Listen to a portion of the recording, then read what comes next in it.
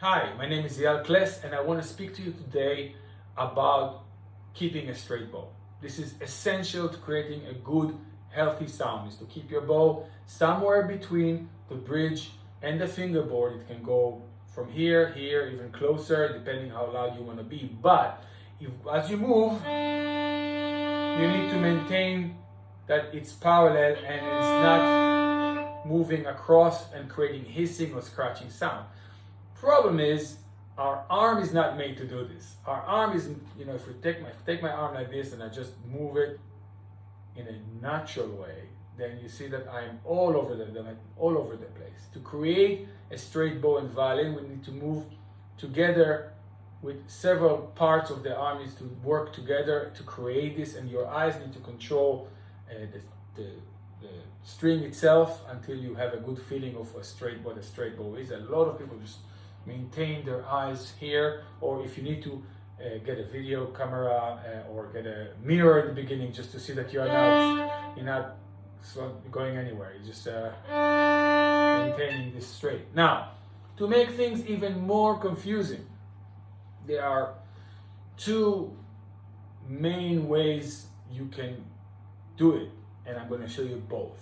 Okay, so and then hopefully you'll get a good combination, whatever works for you, because both ways are kind of extreme. The first one is when you fold in and out. If I go from the middle of the bow to the frog, frosh, whatever you call it, I'm basically bringing the elbow forward and the elbow bends. So I'm kind of folding my arm inside and then unfolding.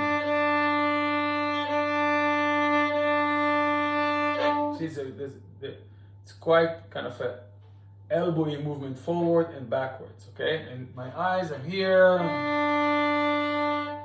I'm maintaining a straight bow.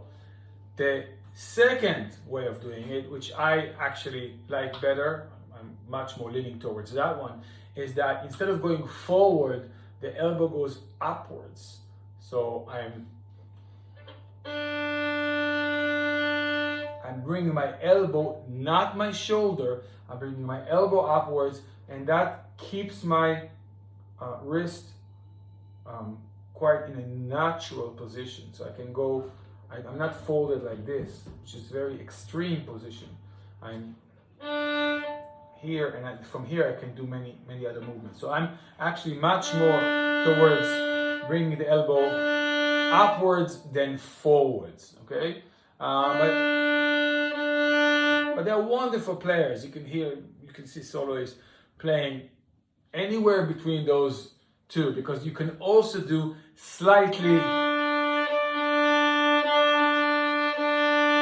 then slightly up, and there are several ways of going through it. So, in between those two, let's call them extremes, either complete folding or going up and down, there are ways that you can work around, and I really suggest that you be, of course, flexible. And then let's go to the upper half. Is also not easy, because if I keep my elbow just, if I keep my movement from my arm, you see that I need to adjust and go slightly forward on a down bow and a slightly back on an up bow. When and how much, it depends how tall you are. And some people, even I find it hard to get to the tip, and if I really need to, and I need to actually on purpose get my bow a little bit on the side and come back, but I almost never reach that final millimeter of the bow. So again, I'm moving from the middle, and at some point, when I feel that the bow is starting to get away from me, I bring my elbow forward, and then on the way back. So if I make a combination of those movements, okay, so let's start from the middle, I go up, down, forward, back, up, down, forward, back.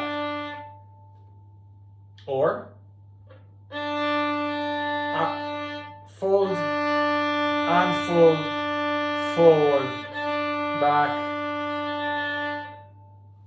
So work on this on scales, work on this in two halves, or work on this any way you like, but keep your bow straight.